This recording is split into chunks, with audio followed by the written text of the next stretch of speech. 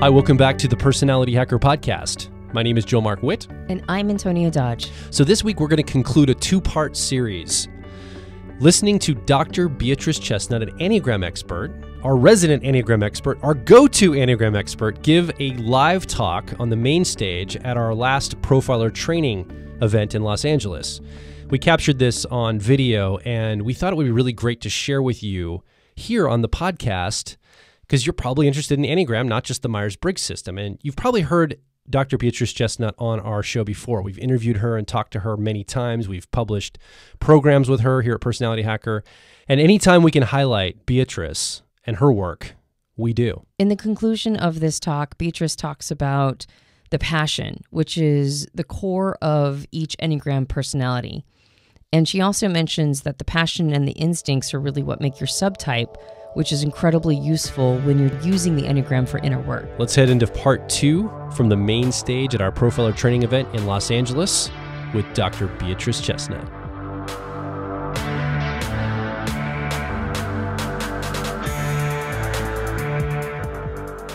Let's talk a little bit about the passions.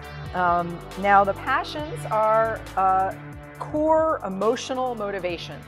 Now we're talking about the heart center. So for all of us, our passion, and all 9 types have a passion, represents a kind of core motivator. Now, these are also the 7 deadly sins in the Christian tradition, plus fear and deceit. And Richard Rohr, who's a Franciscan priest who talks about the Enneagram in the Christian context, will say, isn't it interesting that the Catholic Church left out fear and deceit when they were putting together the deadly sins, right? So each type has one, and it's really, really, really, really important when you're doing inner work with the Enneagram to understand what the passion is and to be observing it or trying to observe it all the time in yourself, because it is kind of like the core of the personality. And so for one, it's anger. Now, with one, it's a little bit tricky because it's repressed anger. It's anger a bit under control because ones want to be good, and so they don't always feel like they are making it, and not everyone else is trying to be as good as they are. So there is anger there, but they think it's bad to be angry often, and so they put a little bit of a lid on the anger. So for 2, it's pride. For 3, it's self-deceit. For 4s, it's envy.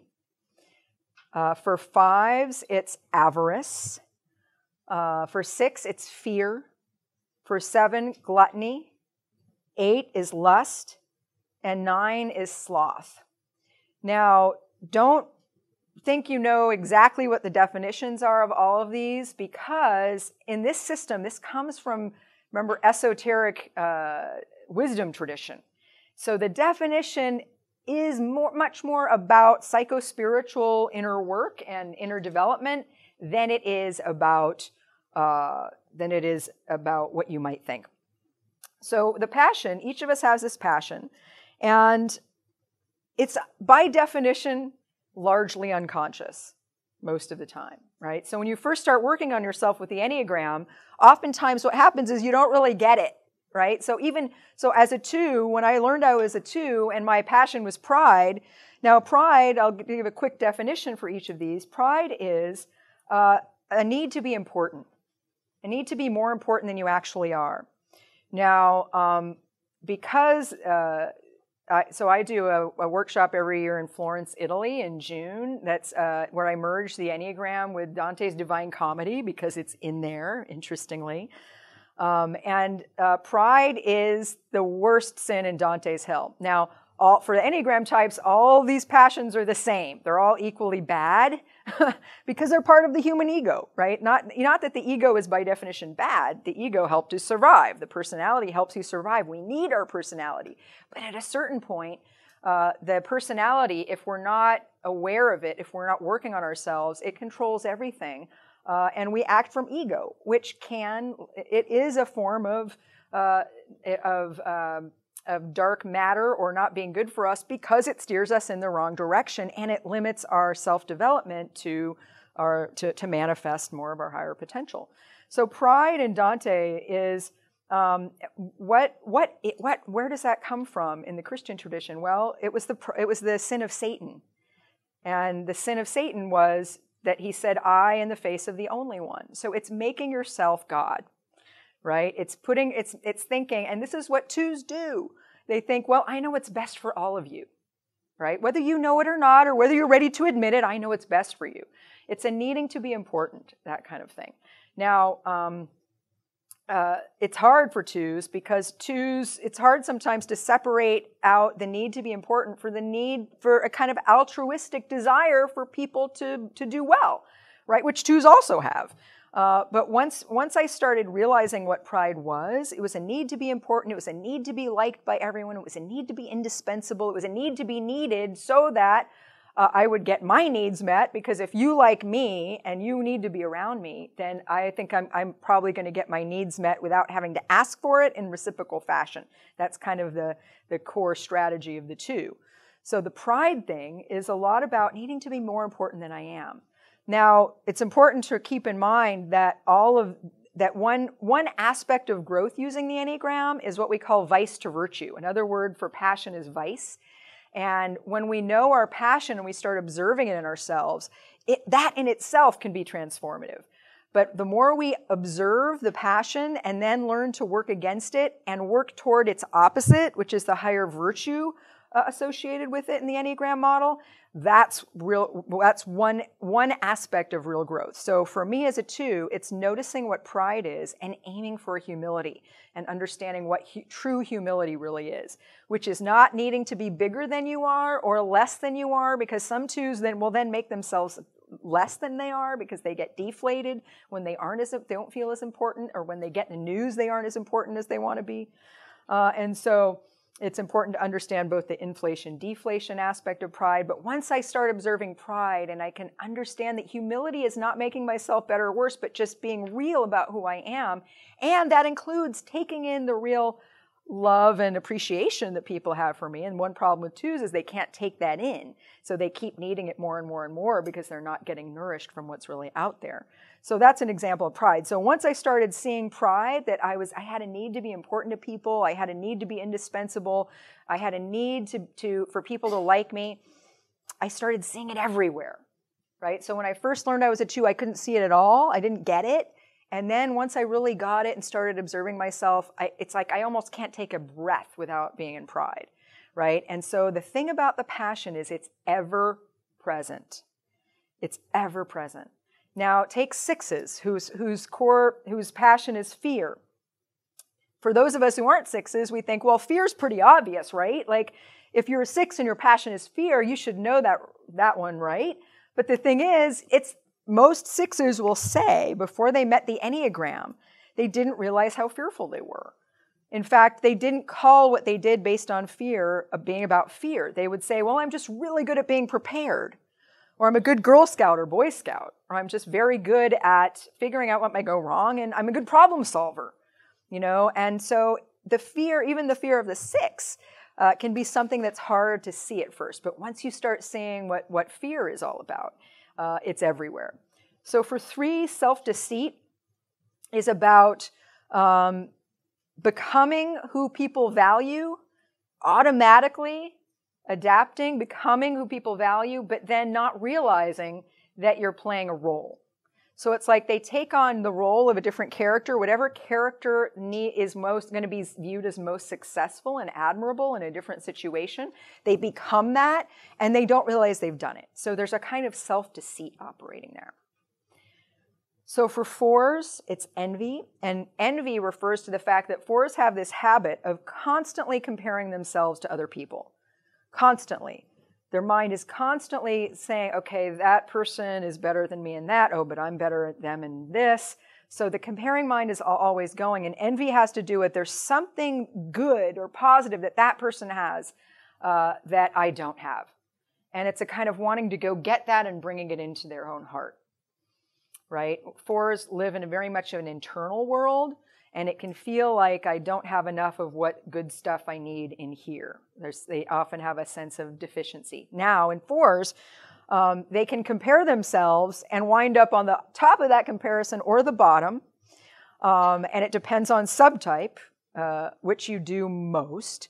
But at bottom, there's often a sense of deficiency, like even because underneath a superiority complex is often an inferiority complex, and underneath an inferiority complex is often a superiority complex. So they kind of go hand in hand. And in envy, it's always comparing. There's always kind of a, we're not equal here. You know, I'm either better than you or you're better than me, right? And then there's a lot of feeling about that.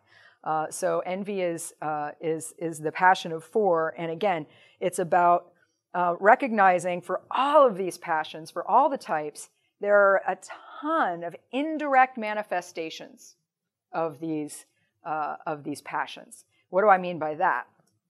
I mean that it's not always direct, like I'm directly envying you in a way that I just described. It can be, for instance, and again, remember, these are unconscious, can't remind you of that enough. When it can be like, I'm a 4, I'm in envy, and it can show up as admiring someone, right? So I'm really admiring someone. Well, underneath that can be envy. That can be driven by envy. It's a little bit of a compensation or a counter reaction, but it's still envy, right? And so for 5s, the passion is avarice, which can mean greed, but it's not typically what we think of as avarice or greed, like wanting to have all the money. It's more about withholding. It's about the heart, the contraction of the heart and not being able to give or receive freely, right? So 5s will sort of hold themselves back. It feels hard to be totally open to people. And so there's a kind of contraction. When I teach with my 5 teaching partner, the way he describes avarice and demonstrates it is amazing. Because 5s are very sensitive. And even the smallest things can be a sign that they're closing themselves up. You know, like he'll say, I just took a step back, that now I'm in avarice. You know, there's body positions, all kinds of ways that these passions show up in everything we do. And again, the important thing is to be learning, how is my passion showing up as one aspect of the Enneagram work we do. We will be right back. If you're focused on personal growth, I think you'll resonate with our core content over at personalityhacker.com. We want to see you understand how your mind is wired so you can generate motivation, improve social skills, find career opportunities, and master excellent decision making. But a quick warning, we are advice and action focused in all of our articles, podcasts, and videos. This means that we attract people who like to be challenged to become excellent, to take action, to put in the work to optimize themselves, not simply just gather more information.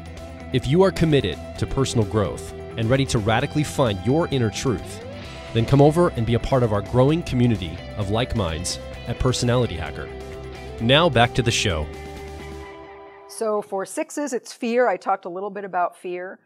It's also important to remember that when we talk about subtypes, the passion manifests in 3 completely different ways. That's one of the key factors about subtypes, is that the passion, when you mix up the passion with one of these instincts, it's not so much an addition. Like I've seen a lot of people say, oh, well, I'm a 3 and I like to join groups, so I must be a social 3.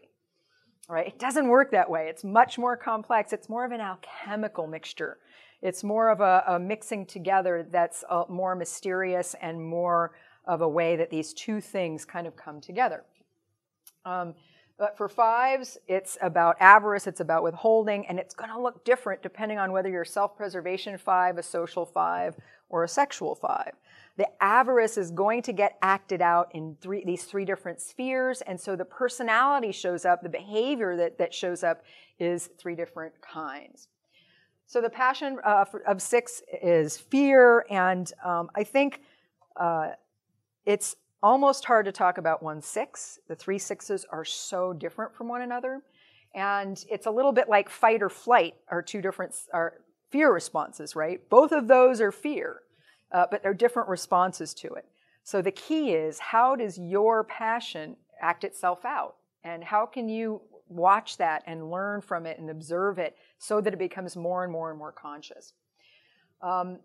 Anything more to say about fear? So, for instance, for the self-preservation 6, when you mix fear with self-preservation instinct, it's a little bit like double 6. And you get a 6 who has separation anxiety.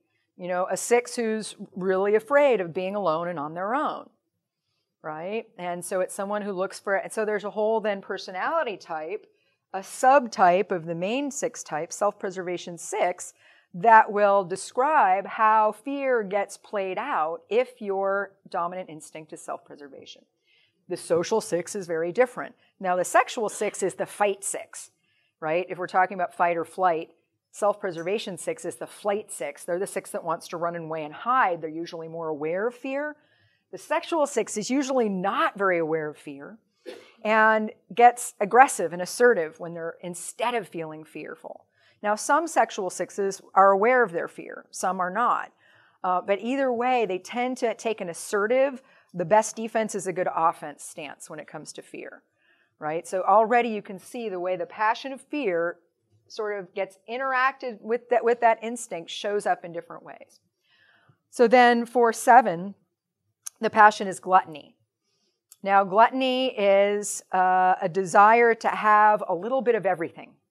All right, so when we talk about lust, it's going to be different than gluttony. Gluttony is wanting to have a little bit of everything and not be limited in anything they get, right? So 7s really don't like to have their freedom limited in any way, and it's because the gluttony wants what it wants, right? Now, they tend to not want a ton of one thing, although sometimes they might, but it's more, I want free access to whatever I want more of or whatever I want to taste in life.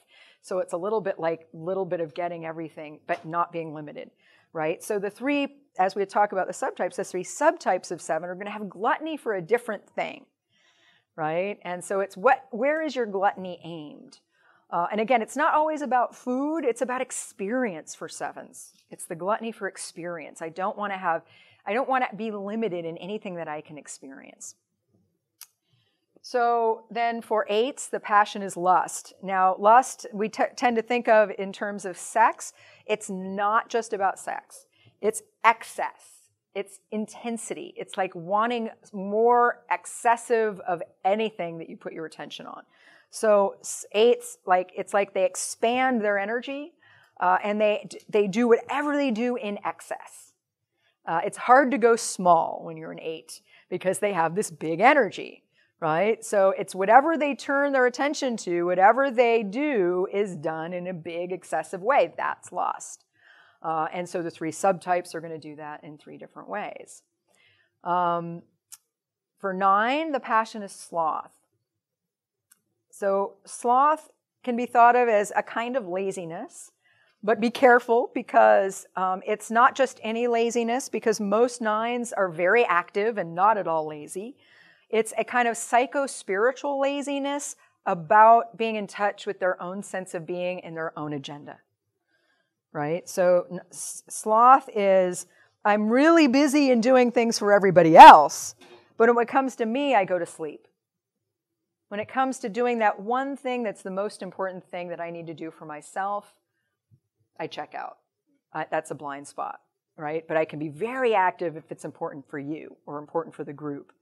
And the 3 different subtypes of 9 are 3 different ways of kind of substituting an attention on themselves with an attention on something else, right? I'm going to distract myself from paying attention to comfort in the case of self-preservation 9s, the group in the case of social 9s, or another person in the case of the sexual 9, as a way of diverting my attention from myself and doing the one right thing that I need to do for myself right now. Now, the higher virtue of 9 is right action. Now, again, remember, we're talking about the heart here. All of these passions have their origin. They live in the heart. They have an kind of emotional expression. And so for 9s, right action is doing that one important thing. So one of the ways that we define sloth is all actions except the right one, right? So 9s can engage in all different actions except that one important thing they need to do for themselves right now. And so right action is a knowing in the heart about what that important thing is I need to do for myself right now. Now I'll talk a tiny bit more about 1s because I only touched on what the passion was, but with 1s, anger is it's mostly repressed for the self-preservation and the social. It's repressed in two different levels. It's repressed more completely in the self-preservation. It's repressed halfway for the social, and it's less repressed for the sexual. So the sexual one is more angry. And so here, anger is a lot about, I'm trying to do everything. I'm trying to be virtuous. I'm trying to do the right thing. I'm trying to make the world a better place. I'm trying to improve everything I do, and you all aren't. And so there's a kind of anger that comes out of, injustice, on things not being right in the world in the way that they think they should. And so there's an underlying anger. Now, most ones won't relate to anger because it's a kind of anger contained or pushed down. It's like they're putting a lid on it. And so the idea is that most ones relate to like irritation, feeling annoyed or irritated, self-righteous. These are sort of the ways anger expresses itself in ones as the passion. But again, you could spend a lot of time focusing your Enneagram work on observing your passion in action, all the different forms it takes. Because there are many different indirect manifestations. But once you start really doing the Enneagram work in a serious way, that's a key piece. Now, one of the things that's going to help you really observe this in yourself is knowing your subtype. Because your subtype behaviors and your focus of attention associated with your subtype personality, that means maybe you're a 7, but which 7 are you? If you're a social 7, gluttony looks a lot different than it looks for a self-preservation 7, right? So one thing that's going to really help you understand your passion and how it manifests, and maybe why you don't relate to it very well, is because the way that it gets acted out through the subtype. So I'll just define subtype, and then maybe it would be a good time to take a break. So subtype is the way the passion and your dominant instinct interact.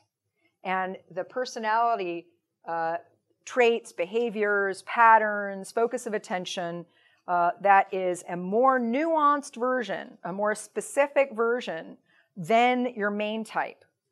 And this is partly why in everything I teach about the Enneagram now, we emphasize the instincts and the subtypes.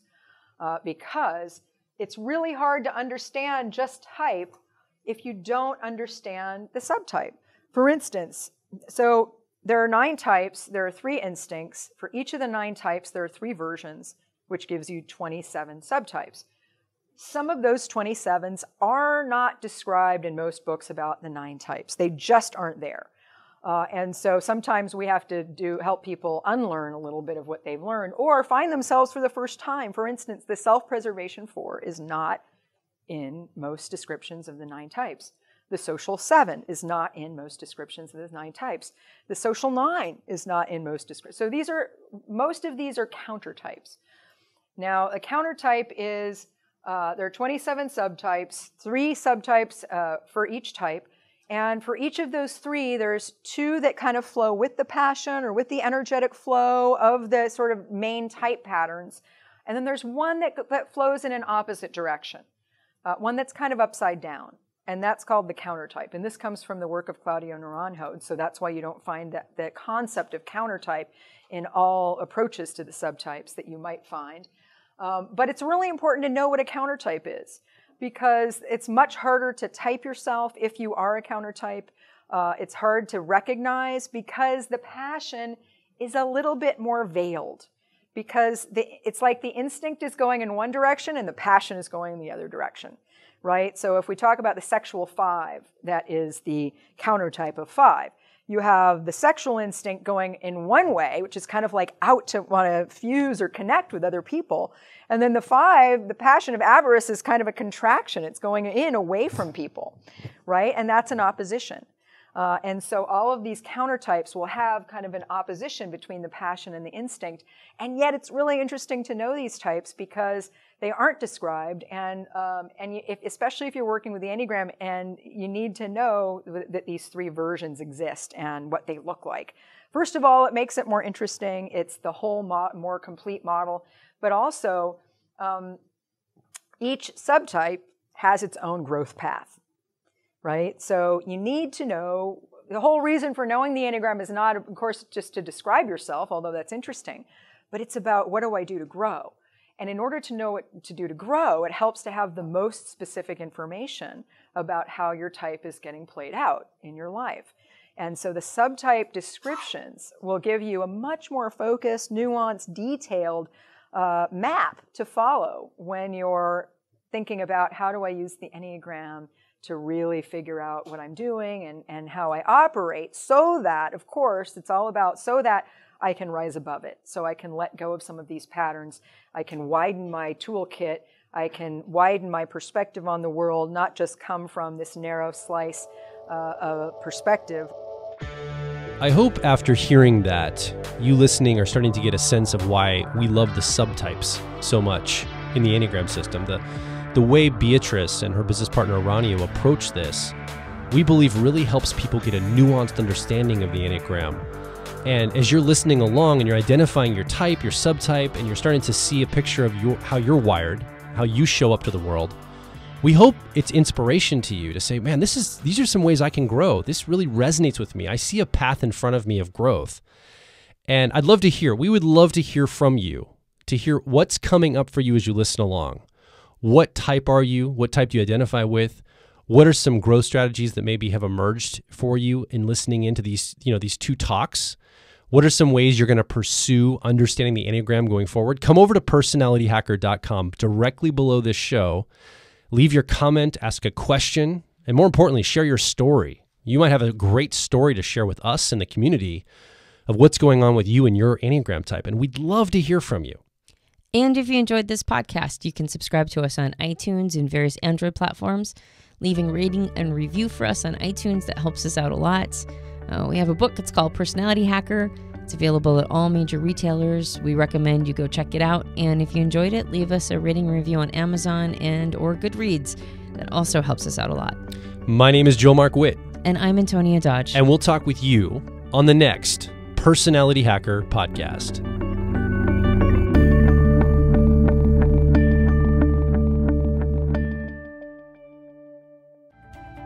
If you're focused on personal growth, I think you'll resonate with our core content over at personalityhacker.com. We want to see you understand how your mind is wired so you can generate motivation, improve social skills, find career opportunities, and master excellent decision making. But a quick warning, we are advice and action focused in all of our articles, podcasts, and videos. This means that we attract people who like to be challenged to become excellent, to take action, to put in the work to optimize themselves, not simply just gather more information. If you are committed to personal growth and ready to radically find your inner truth, then come over and be a part of our growing community of like minds at Personality Hacker.